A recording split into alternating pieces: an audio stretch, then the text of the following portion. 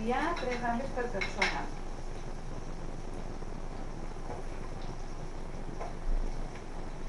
Un pimentó que no ficaré tot.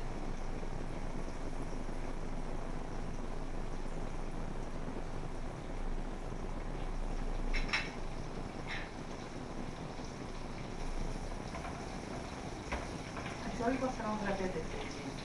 Així que si tu les gambes estan en un minut, això ho deixarem un ratet que estiga ben estovat.